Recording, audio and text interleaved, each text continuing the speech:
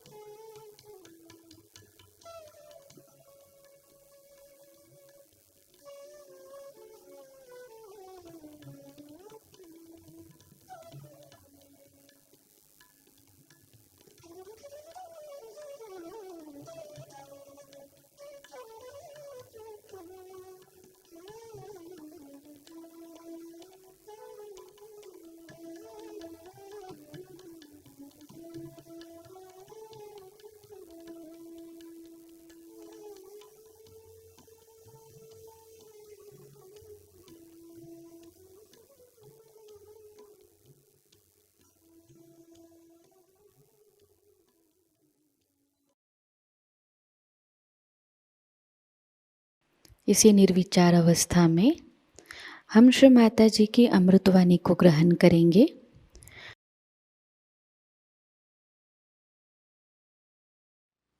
Today we have decided to have Shri Krishna Puja in the land of Shri Krishna.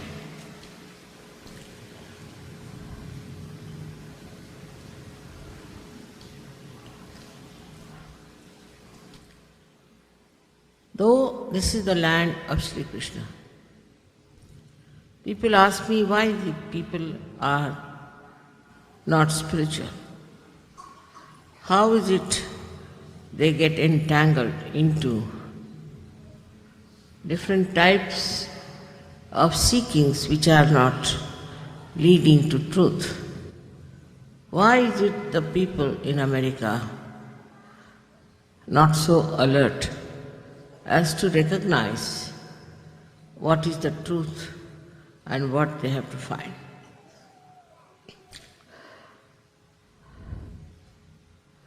Shri Krishna's time was, as you know, at least 2000 after Sri Rama. And Sri Rama created lots of disciplines for human beings to follow in the path of their ascent. According to the time, everything works out. So, people were extremely rigid, disciplined, and it so happened that people lost the touch with the truth.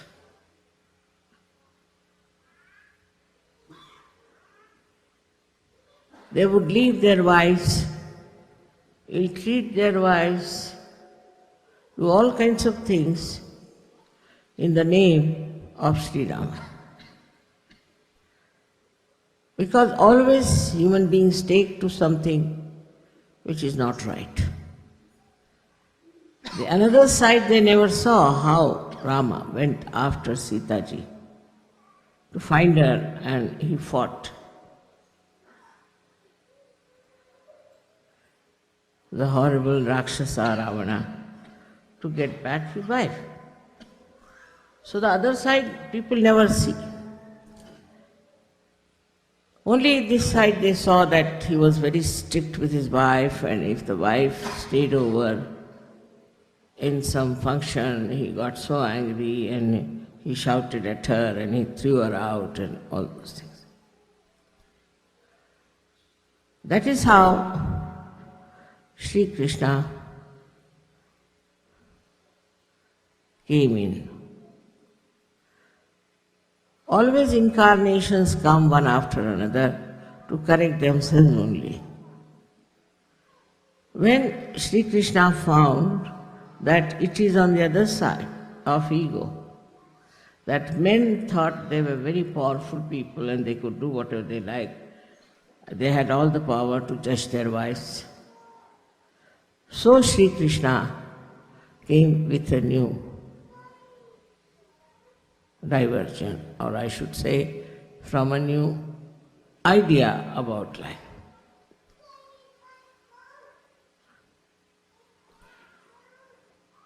He talked of freedom. He talked of abandonment. And he talked that life is for enjoyment. Radha was the source of joy. Ra is energy, Dham is the one who sustains energy. She was the source of joy. And his idea was to enjoy life is the best way to live. And that's why he said that you should pray holy, you should enjoy yourselves, you must have ras, by which you enjoy group dancing and freedom. So people thought that's the way one has to live. Is to be absolutely free, live as you like, especially in America. They thought that to enjoy life is complete abandonment. No discipline, no bindings. You can divorce your wife 8 times and husbands 10 times. That sort of a life started long time back, but it really prospered in America. The prosperity of this kind of a culture came to such a level that now we don't know what's going to happen to the family system. Do they joy part of it. Again here people forgot the other side of it.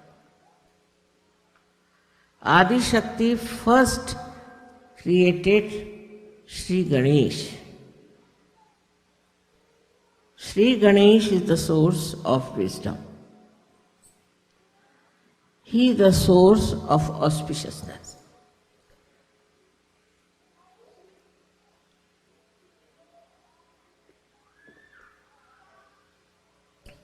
Through him we understand auspiciousness. And he is a child. He is an eternal child. And this behavior of abandonment is very destructive if there is no wisdom. First thing was to establish wisdom within ourselves. But we start a theory or a kind of a pattern of life without thinking, have we got the wisdom or not? Are we capable of following that pattern of life without any development of our wisdom? But the worst was when the freedom became the criteria of life. People became extremely dominating and egoistical.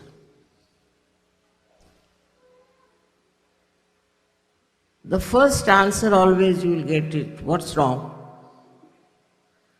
You ask them, why are you doing this? What's wrong? It's wrong because it is not auspicious. What's auspiciousness is that? Absolutely like, you can call them people without any brains. Brainless people. Brainless means there is no wisdom. What is the power of brain is wisdom. So life started drifting into a destructive pond, we should say, of no return. And every kind of filth was accepted as a blessing. And nobody would think that this is wrong. This is not for human life. Even the animals are not like that.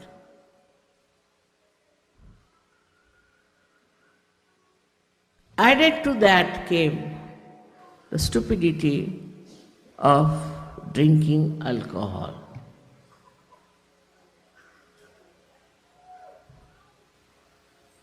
I don't know how they discovered alcohol long time back, long time back, but they say it came out of the manthana and out of the churning of the ocean by the suras and asuras, by the rakshasas and by the devas.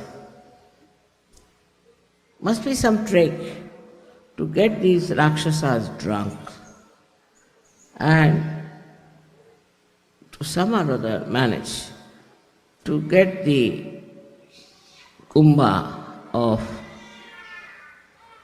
the pitcher of amruta, ambrosia, so that these rakshasas will be lost drinking, and then the devas will get their due, which was amruta, which was ambrosia. That might be one of the reasons that it was created out of the ocean, or among all the 14 things that came out of the ocean.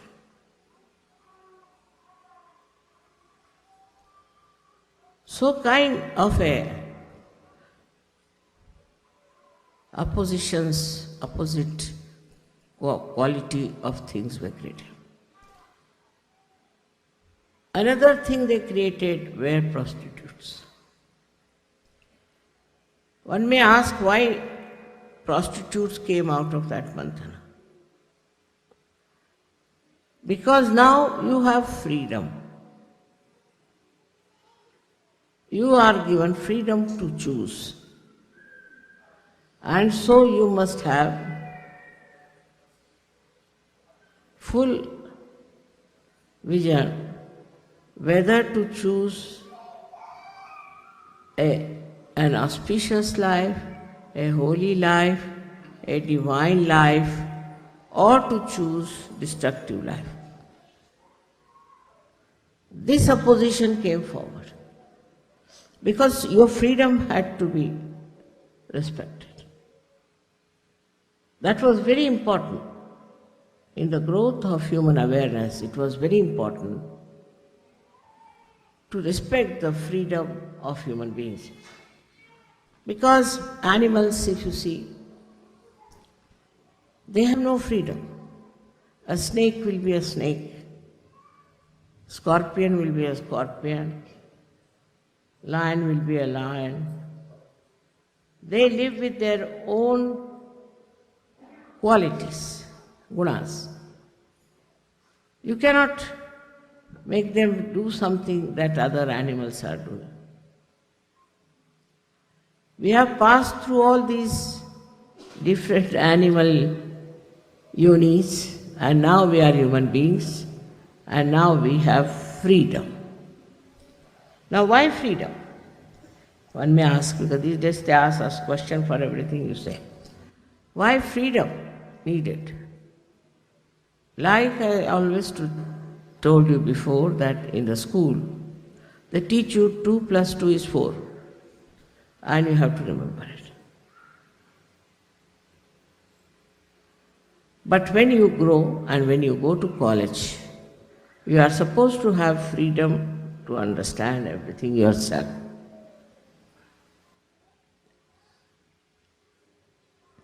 In the same manner, your awareness was to be brought to that level that you could use your freedom wisely.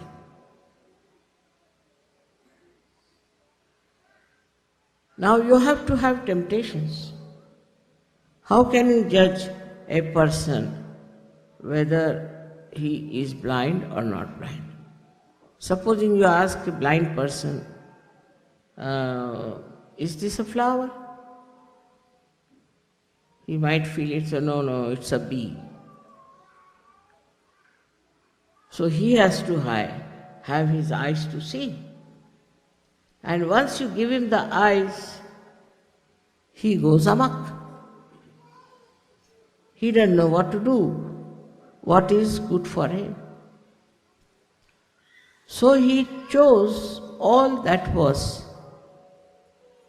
not at all good for him, auspicious for him, and detrimental for his growth. So the drinking started. With drinking, you don't know how we get abandoned. I've heard people that they lose their sense of relationship with brothers, sisters, mothers, everything, if you get drunk. So many drunkards have told me this. That is why in this country we have funny type of relationships. One can't understand. How can it be? But it is so. By drinking, all these things have happened, that they don't know who is your sister, who is your wife, who is your mother.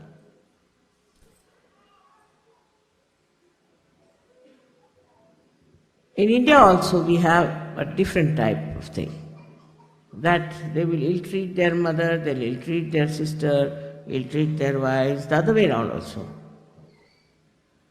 But here, they do not ill-treat. They love, but in a very perverted manner. You see the reaction in two countries. So this grew up very much. And today we see a country, that is America, in a complete chaos.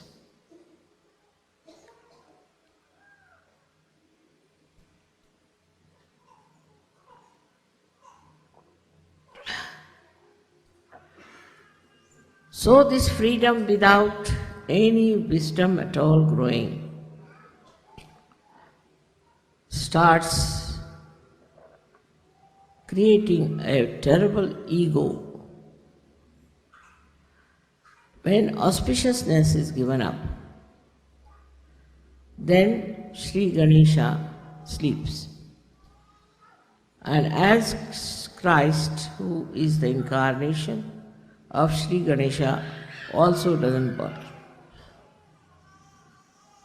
So the rule of Christ is finished. So what rules is the ego? This ego which thinks it is free, doesn't know it is bound by all kinds of enemies of very horrible types. At the time of Shri Krishna, he said that the worst enemy human beings have is anger. But I think in modern times the worst enemy human beings have is greed and jealousy. Greed has no meaning these days. I mean, what do you say to a person who has 3,000 shoes? I mean, pairs of shoes. Must be mad. There are all sorts of things, in greed you see these days. You don't know how people are really behaving. No one can explain. I know of someone who has 5,000 dogs. What is she doing with those dogs, I don't know, but she has. Like all countries, even in America, I think it's much worse. Much worse. Now you may call it anything, consumerism or anything like that, or your economics, which is, I think, very faulty. Doesn't understand human beings. Whatever it may be, it can never bring benevolence, neither to the person who thinks he is rich or to the people whom he is exploiting. As far as spirituality is concerned, they are all away from the realm of divinity. Now the mind starts working with ego. Ego takes over like a computer, and it starts suggesting ways and methods by which how much money you can earn. So when you start earning money, then again the same ego mister tells you how to destroy yourself with this money. They do all kinds of things when they have money. I mean, that money is not a Lakshmi Prasad. It is some sort of a money that becomes like a Rakshasa or a devil and which devours you. It takes you to all kinds of wrong places. It takes you to such horrible theories that nobody would accept such theories. This ego makes you feel that you are perfect, you know everything. Whatever you are doing is the best. But with all that doing, what happens? You become restless. You cannot sleep. Now the problem here is that people have this so-called tension, stress. In our young age, we never heard of this. What is tension, stress is. Even now in India, very few people know about it. Because you yourself, you are destroying yourself. So with this money, say, you want to entice some woman. Take a very low-level thing. Then you'll run after her, give her this, give her that, and spend all your money till you become bankrupt. And then you start sitting and crying. This is a common story. I don't know why don't they make films like this to show actually what happens to a person who runs after money and he goes on then spending that money. He doesn't know what to do. You see, money also eats him, I think. On the other side, we have people who are extremely miserly.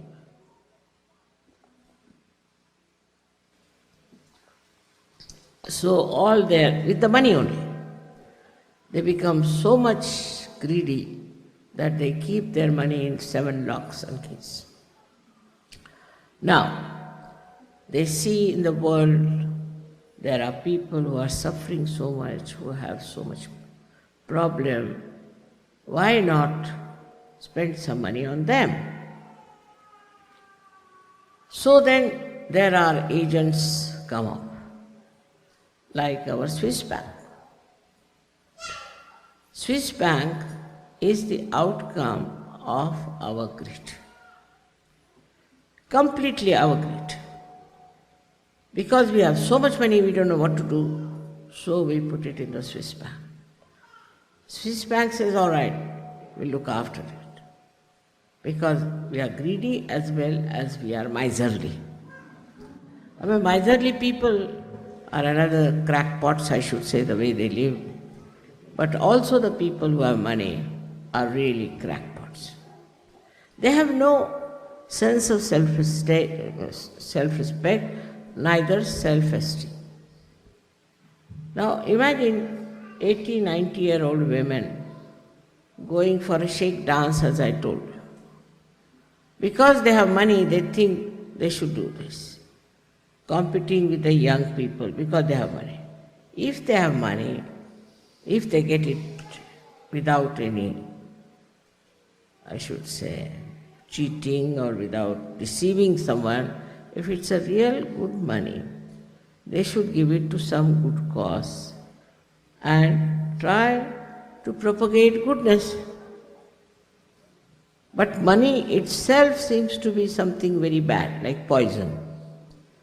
Because either this money makes you mad how to spend it or mad how to save it. As if you become a slave of this money business. And in that slavishness, you go on drifting. I've seen people, when they talk, you don't know why they talk like that, you know? Then you discover that they have a bank account, that's why they are talking like that. If you don't have bank account, then you won't talk like that. I mean, more than that also. This country is overflowing with money, with all kinds of money transactions, permutations and combinations and this and that and what you can do with money. Because Shri Krishna is Kubera. He is the deity, or we can say he is the god of wealth. But at the same time, he is a very mischievous god. You can see clearly, this is supposed to be Shri Krishna's country which is overflowing with money. At the same time, you find horrible things happening, worst in the whole world. I mean, no one can beat Americans, they say. In stupidity, in vulgarity, indecency, exploitation. So this is the curse of money on human beings, which is to be understood that freedom without wisdom is the most dangerous thing to use. It is better not to be free if you have no wisdom, because God knows what you will do if you have freedom and no wisdom. I've seen here, heard about women who are killing their children. But nowhere you will find such a thing like that. Killing small children. Now how this money makes you so dry that you have no, I would say, no love, no feeling. Just for killing's sake also, people kill here.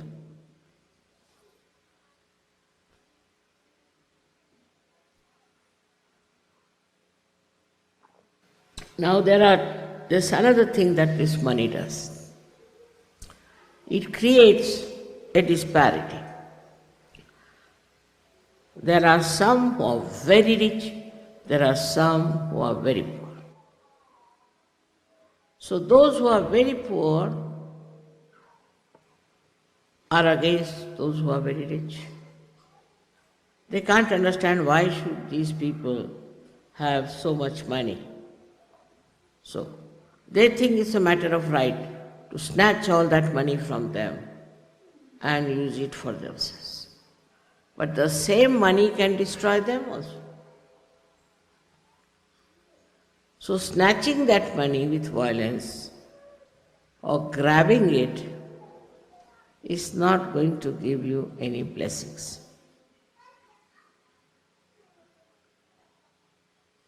So what is the purpose of wealth?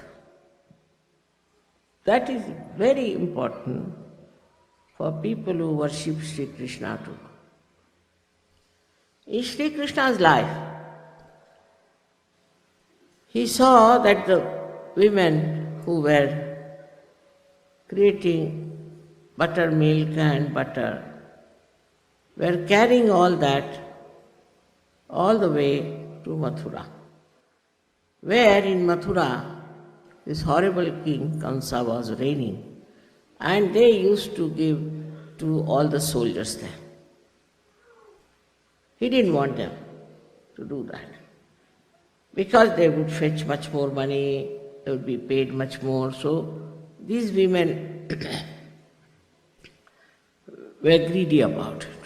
Instead of giving them to their own children, to their own families, they used to collect all that and take to Mathura. From very childhood, Sri Krishna used to throw stones at those pitchers and break their pitchers because he didn't want that to go all the way to Mathura to feed those horrible soldiers. This is what it is we have to learn. That if we have, say, surplus money or something, you have to think what you can do with it and what joy it can bring by sharing with right type of people. Not in the pubs, no, I don't mean that. But sharing it for their needs and what they want. Actually, a disciple of Sri Krishna should be a self-satisfied person. Look at his life. How self-satisfied he was. Every episode about him talks of his complete oneness with himself. For example, when Arjuna asked him that, why don't you join us Pandavas to fight with us? In modern times, in the competitive life, if you see those races, they're so anxious to win, to have the higher position. Then all the big politicians are trying to bring down other politicians to have their own power. But what did Shri Krishna say? That I will be your charioteer. I'll drive your chariot, but I will not lift my weapon against anyone. We can't think of anyone like that today. See, people will never say that, all right, I will stay down and you be on the throne. Very difficult. Even to see one person who could behave like Shri Krishna.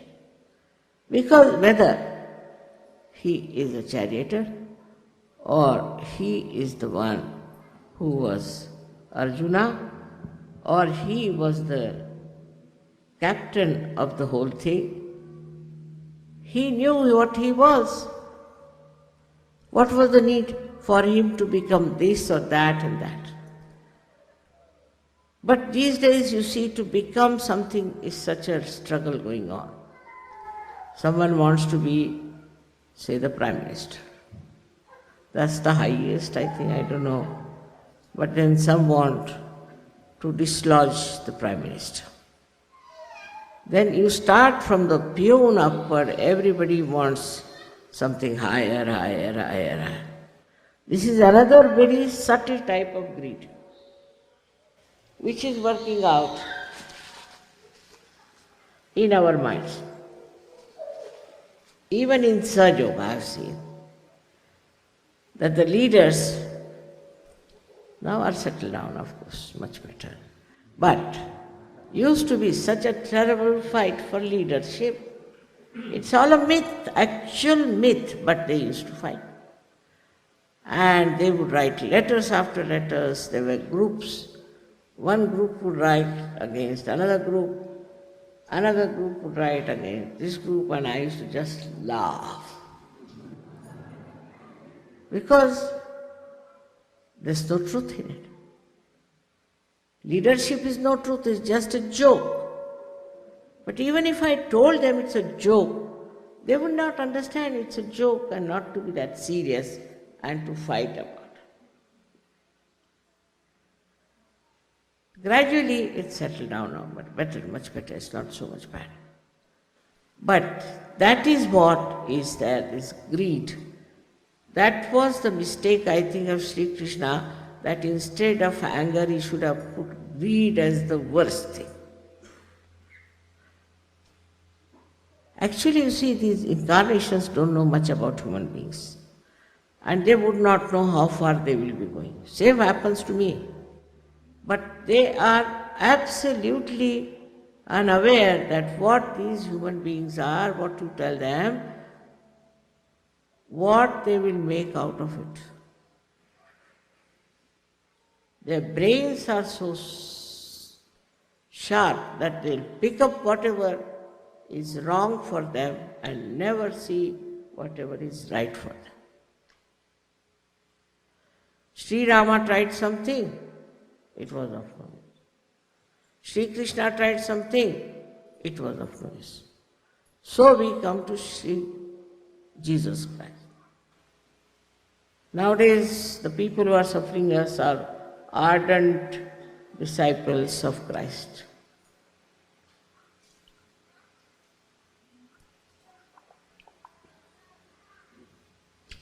They have no wisdom of any kind.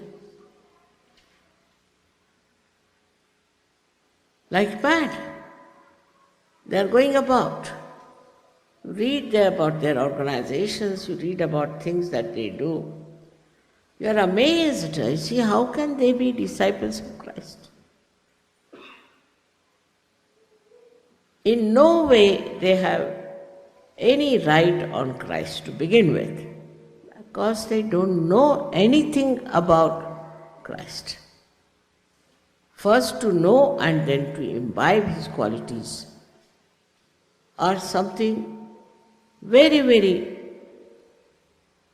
I should say, impossible thing these days. Some would say, why was he born in a poor family? He was born in a poor family, should have been born to Mr. Ford. Some say, you see, finding faults and criticizing is the only thing left to us now. Because you can't do anything else, that's why. Then they would say, why did he get himself crucified? He didn't crucify you, he should have crucified you. But actually he crucified himself. That was his mistake. It is also very difficult for human beings to understand incarnations because they are in juxtaposition. They are very different things, so human beings can't understand. Now, they are there to lead them. They are there to tell them what is to be done. But the way they understand is just absurd. For example, in Chicago I met the head of the Hare Rama. Another puzzle he was to me, really. Because he came in a very thin dhoti. I saw very cold and he was shivering before. So I said, sir, why are you wearing such a thin dhoti? You are shivering, I am very sorry. He said, what? My guru has told me that I should have a thin dhoti. Why? To go to heaven, to achieve my ascent. I said, really? He told you like that? But Shri Krishna never wore a thin dhoti. But I am not Shri Krishna. I said, see how the human mind tries to avoid. So now, then he had shaved his head and had a big ponytail behind. I asked him, why have you shaved your head? So he said, because my guru told me that you have to shave your head if you have to go to heaven. So I said, but Shri Krishna did not shave his head. No, but he was incarnation, I have to shave my head. So I have to go to heaven. So I told him, see, Kabira has said, these sheep are shaven and shorn every year twice. And if they all go to heaven, where will be a place left for you?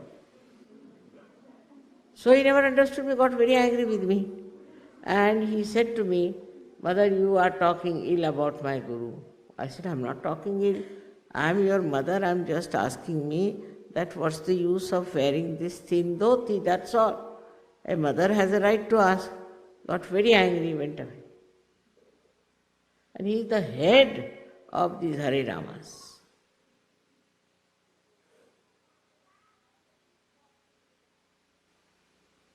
So to understand the incarnation also you have to be a realized soul. Otherwise you cannot. Because they look very absurd. Without asking any questions, if you can become a realized soul. If you ask questions, it's 1 degree less. Without questioning,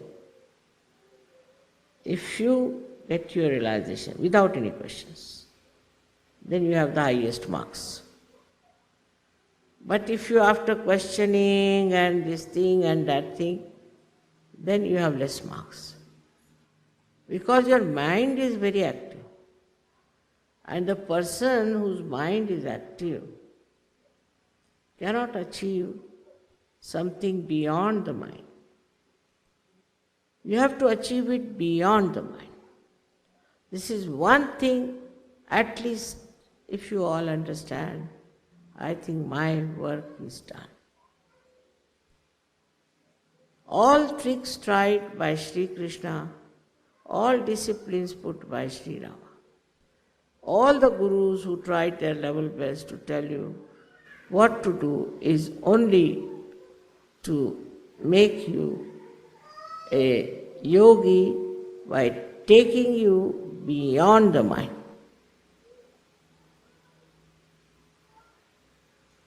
And then what happens?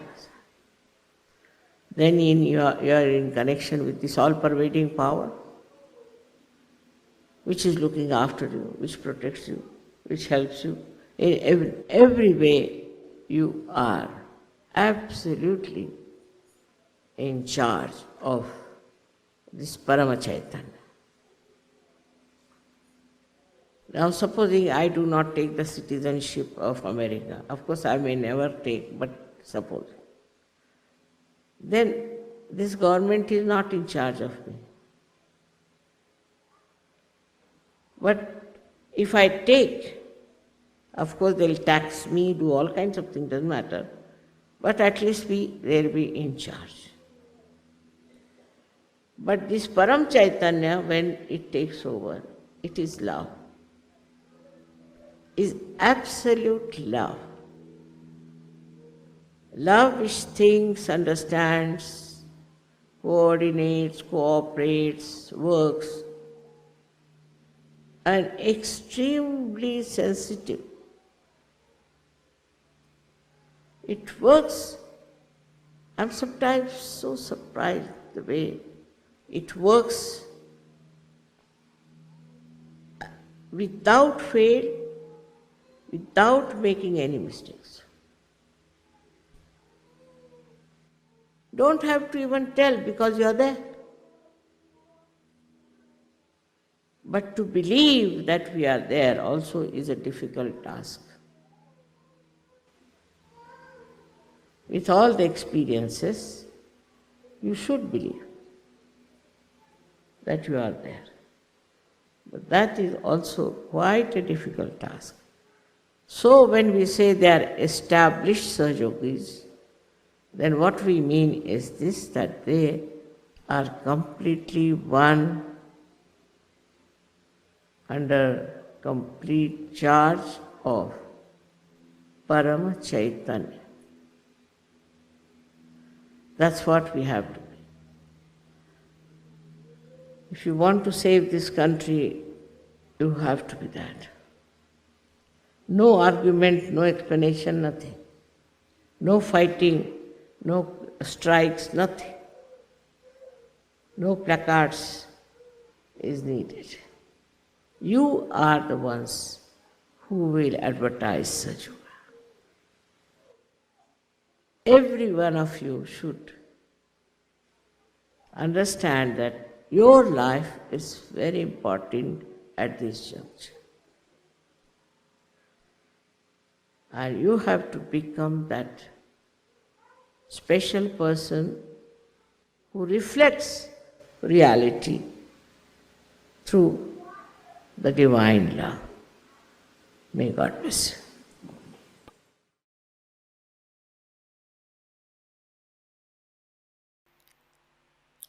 इसी अवस्था में हम कुछ समय निशब्द ध्यान में बैठते हैं।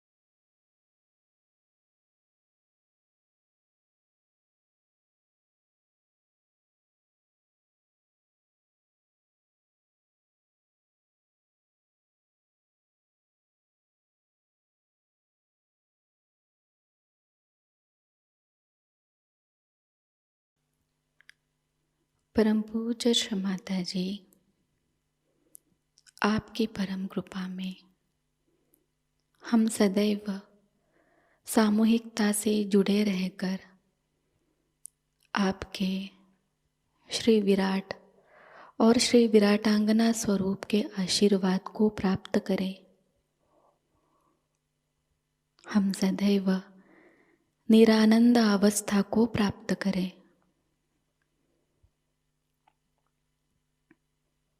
श्री माताजी, आपकी परम कृपा में अपने प्रकाशित ज्ञान से अनन्य भक्ति में उतरकर हम सहजयोग का प्रत्येक कार्य करें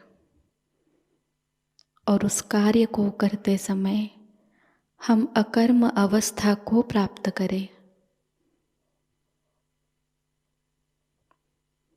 श्री माताजी, आपकी परम कृपा में हम सब प्रकाश बनकर इस विश्व का आध्यात्मिक उत्थान के मार्ग में मार्गदर्शन करें। कृपावंत होकर हम सबको कुशल संभाषण, दैवी कूटनीति, प्रभावी व्यक्तिमत्व और विवेक प्रदान कीजिए।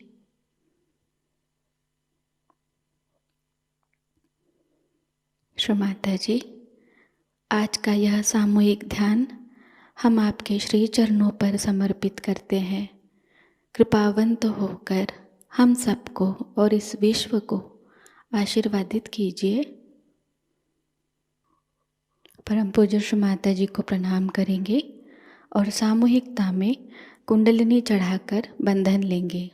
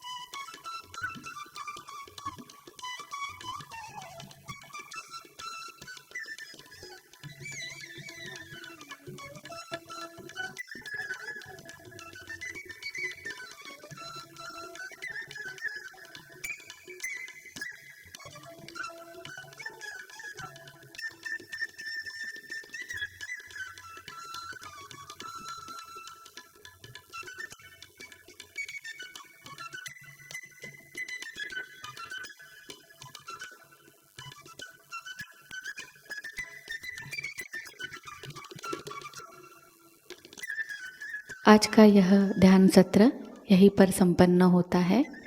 जय श्री माताजी।